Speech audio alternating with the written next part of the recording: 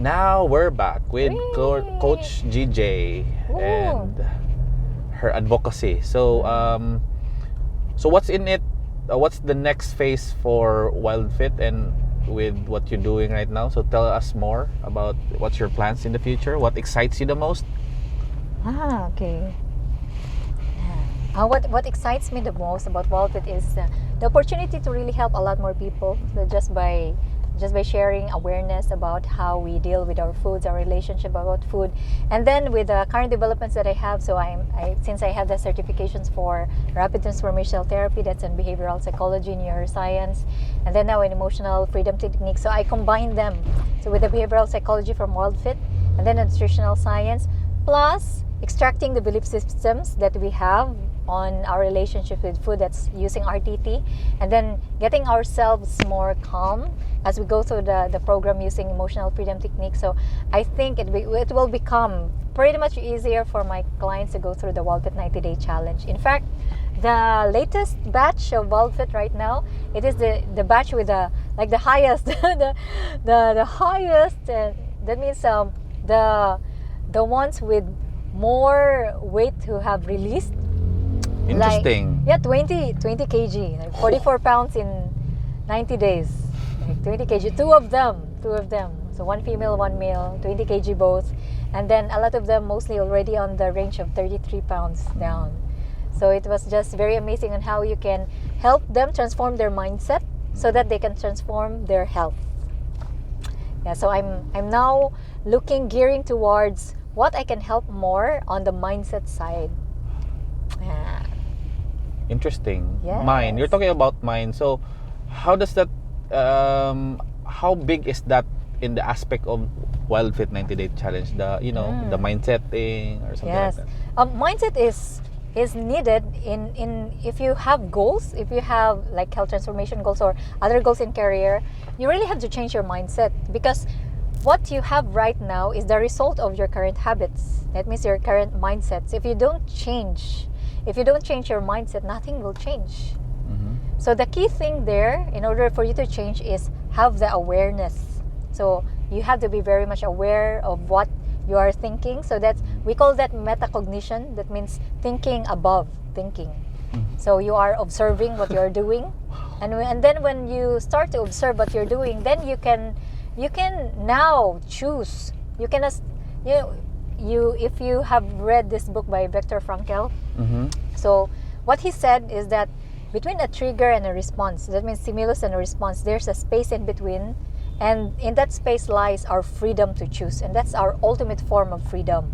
So in Wildfit, we are being taught, so we are taught to observe and really look at the triggers, why we eat what we eat, and then what's our target emotion, so what it is that you want to accomplish by eating this type of food, and then set back.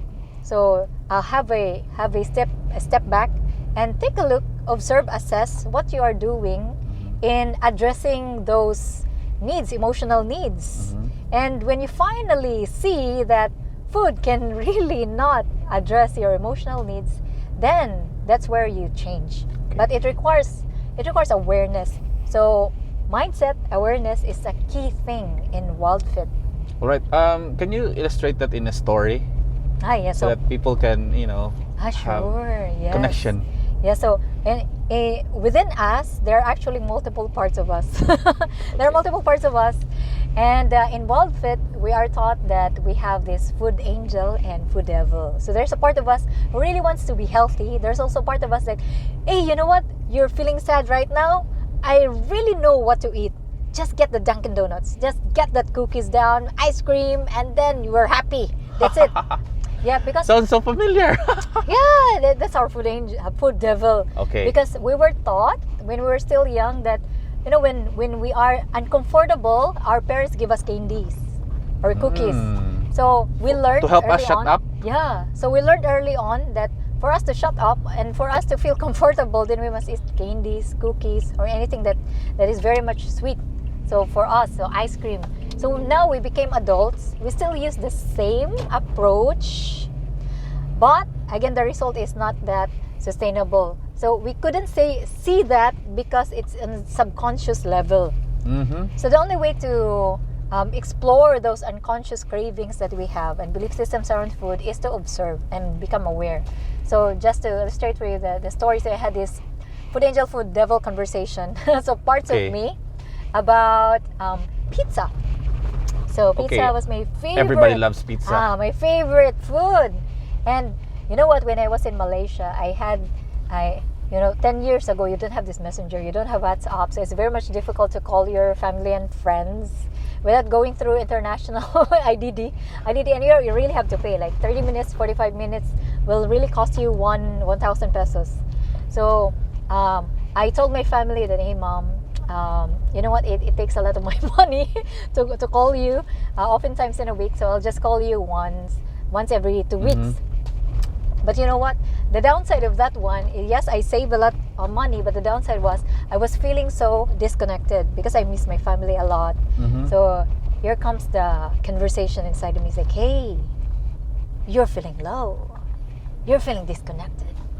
But you cannot call your family, right? Because you're saving. Why not you eat spaghetti? Why not you eat fried chicken? Why not you eat pizza? Interesting conversation. Yeah, just go for it. Just eat. And you feel good. So that's the conversation. You know what? That's the food devil you're referring to. That's the food devil. Okay. That's the food devil. And then, you know what, since it's happening on the subconscious state, so I just, okay, so I need to buy pizza, I need to buy fried chicken, I need to buy spaghetti, without knowing that spaghetti was representing for me a sense of bonding with my family. And that's what the part of me knew. That's part of me knew. So, because when I was still in Surigao with my family, we had special occasions. One thing that will not be missed out is spaghetti. Kasi spaghetti. So when there are special occasions, celebrations, always spaghetti. Special events. Yeah, so laughter with family, special events, so always is spaghetti. So I was there alone in Malaysia. There I was and was looking for connection with my family, and the food devil, this part of me, was recommending for me to eat a lot of spaghetti and fried chicken, because my mom was telling me that, hey, when I was still pregnant with you, I always ate this fried chicken. So I already thought, and I came to believe that, so my mother was thinking about fried chicken when she was still pregnant with me. So fried chicken is a very special food for me. So whenever I was low on love and I wanted my mother's love, and guess what? I would crave for fried chicken. I would crave for fried chicken. I would crave for spaghetti. And that's the reason why I grew big, literally, in Malaysia, because of this emotional eating. And it only stopped when I started Wildfit, because it helped us, it taught us to become aware of why we need to eat spaghetti, why do we need to eat fried chicken, why today, why not yesterday, why not 2 days ago, why really right now. So you get to check on your emotions. Like, are you feeling low on love right now? Are you feeling disconnected right now? Like, yeah, when I check, I'm feeling disconnected. So what is the target emotion? So the target emotion is like, I want to feel connected with my family. Okay, so the answer is spaghetti. So it became illogical for me. Yeah, how can spaghetti address my emotional void when it comes to my family? I really miss my family a lot during those times. So when I discovered that that was my dysfunctional relationship with spaghetti and fried chicken, it was so amazing that my cravings for those food really became low. Became low. It was so amazing. And you realized that? Yeah, I realized that. And then I never craved for spaghetti and fried chicken after that, because I now knew what they represented. So they represented for me love for my family, bonding with family, but they can never replace the love from my mother, the love from my parents and my family. So you have got to get the right solution for the problems. If you miss your family, you get a call. You gotta call. Yeah, you gotta reconnect, or have meaningful conversations with your friends or your loved ones. So I'm sure you can always create bondings and new friendships to wherever you are. So that's just what I did. So in Malaysia, I had new friends. So I had this new exciting adventures with them. So I fill in emotional voids with the more effective means. Okay. And yes, Talking Ray. about parties, events, Yeah. and special occasion, Yeah. of course, these are family that haven't had Wildfit and haven't Mm. had breakthroughs and haven't had the realization that what you had. Yeah. How do you deal with these people that are so, their heart is on their sleeve? They love you so much. They express it in food and they prepare it Yeah. for you because it's so special. They Mm. love you and they express it to their preparation. How do you deal with the difficult Yeah. So situation? awareness is really key for you to be able to choose what you prioritize. So like for example, Tony Robbins said that we have 6 human needs. And one of those needs is feelings of love and connection. So the feelings of being connected, supported by community. So that's where that kind of situation comes in. So they want you to feel significant, and they want to feel connected with you. So they prepare foods for you. I really have those instances. So they say, "Hey, come here, Glory, and we're going to prepare some food for you." And then when I went there, it's like, wow, this is filled with MSG and then with sugars. So what I did is, I can still have a very good conversation with them even without eating those foods. So I just I just tell them that, hey, I'm no longer eating something with sugars or with this kind of food, but I can stay here and have conversation with you. Because that is what we are here for, right? We're not here to just eat, but we're here to make bondings and connections.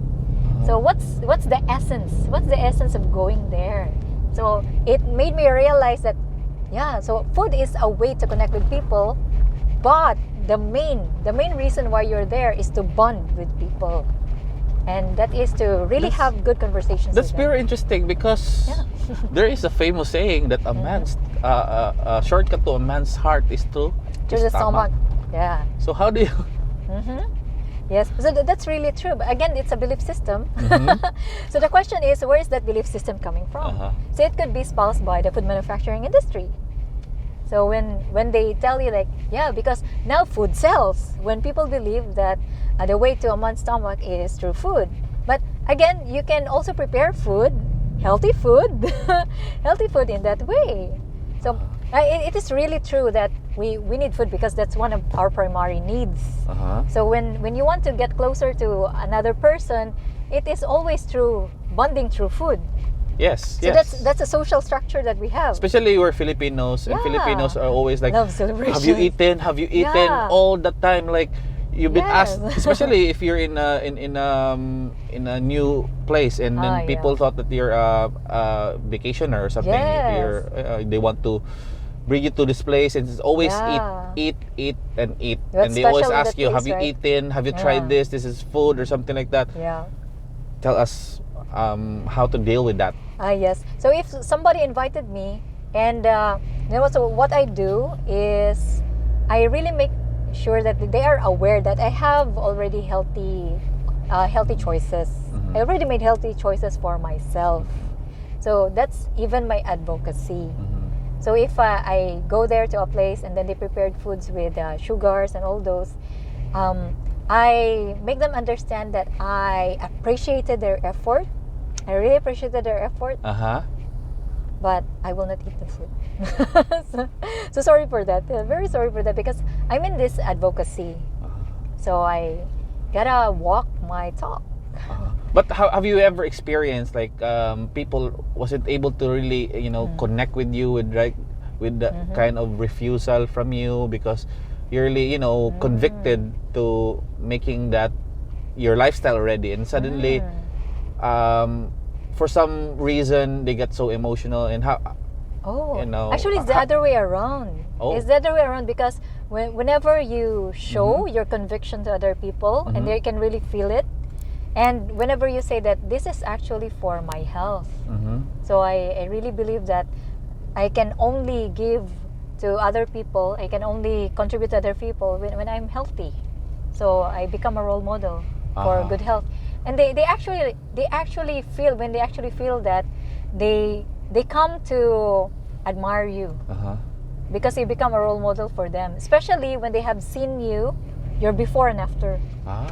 Like because if like my friends, they really saw me from big. I have a lot of acne. I had a lot of sinusitis, low energy levels, and then when they see me again, and then I tell them that this is really because of healthy lifestyle. They understand. They understand, and they even become curious.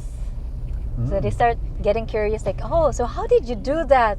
Actually, it's all about food. So if you're interested, then I can tell you. But I would like you to know that I'm already making healthy choices for myself. So you're living it already. Yeah. Yes. I see. Yep. Because also there's a consequence to your choices and actions, and I have felt that in my body before. So, for example, if I eat something with dairy, automatically I will have sinusitis, blocked, clogged nose, and acne. Acne, and it really felt painful for the body. So we are empowered to make choices, but we must be accountable for the consequences of our choices. Yeah, we can never escape consequences. You cannot escape the consequences. And I can feel the consequences in my body whenever I deviate from eating the good food, the healthy food. And so that is actually, for me, a sign of honoring and respecting my body. I respect other people, so for their food choices, food decisions, when they prepare their food, but I also respect and honor my body. And that is what I prioritize more. And I can still maintain my relationship with other people. Wow, amazing, Yeah. amazing. Yes. So I'm blown away by this interview. Actually, this is so simultaneous. I just made this up, Yes. and I hope that this really brings value to the people that watching this right now. Even though we're driving, multitasking, Yeah, but I think very it's spontaneous. just for me, it's just making giving value while driving, while complaining to the traffic here in Cebu, but same time we're doing something that also Educational as well. educational as well. So for me, I appreciate what you do. I'm a believer of nutrition because I don't want people taking care of me. When I say that, I don't want hospitals to take care of me. I just want to have the freedom to choose, and that it's to take care of myself by eating right. That's why I will also have my advocacy in my end, and by that I just want it to be holistic. Yes. And proper diet and education is the very foundation of what I'm doing right now. That's why sometimes I have some also breakthroughs in my industry, and I was able to also inspire people to take action because they've seen me. They've seen me at my biggest and my sexiest right now. And I'm just happy that somehow I gave myself a chance to go to unfamiliar territory. Yeah. And I really thought that I might fail or go back to where I come from, but of course from there's a breakthrough that I was able to make some small choices that is different from the mainstream, and then that's where I'm able to get those different results. Yeah. And I've never ever regretted what I did. That's why I love having this kind of conversation, because it not just only blessed me but also blessed people around me to take action. Nice. And I'm so happy that you come visit Cebu for the for the first time after 3 years. pandemic. So any last words before we end this video call, or so what is this? This is video? spontaneous call, spontaneous interview. Yeah. Okay, so I would like to say thank you to everyone who is viewing Sir DB Telia's YouTube channel, and I'm sure you get a lot of value from this spontaneous interview, and I also get a lot of learnings coming from that spontaneous discussion with Sir DB. And my wish for you is to stay healthy and safe, and do healthy choices for yourself. You want to explore Wildfit or other programs that could help you turn your life around, have that health transformation. So whatever that one is, just make sure that it's for your good health, because the only way for us to contribute to other people and help other people is for us to be healthy first. So, you know, Sir DB, even in the planes, right? You have got to wear your own oxygen mask first. Yes. Before you can even help infants or other people. So that's my message for everyone. Yes. We've been doing this for 1 hour plus or something. Yeah. So very insightful conversation, really, with the interview and picture with Cecil Hex, etc. So people would like to reach out to you. How can they reach out to you? Yeah. So you can reach out to me by going to my Wildfit, my Facebook page, Coach Glory Jane. So Coach Glory Jane, or have invite me as your friend. So in your Facebook, Glory Jane Velasco, or you can email me at coachgloryjane@gmail.com. All right. So amazing. Yeah. Or YouTube channel, Healthy and Happy Pinay. Wow. Kompleto yung you already have exposure in social media already, so Yeah. people can right now it's more convenient for them to really connect with you, because I know your schedule is so full. And then for me, I'm so honored that I was able to drive you to your next destination. So ultimately I would like to thank everyone for giving us opportunity to share this message with everyone, and thank you for your time, and I appreciate it. Daghang salamat to everyone, and have a pleasant day. Bye. Bye.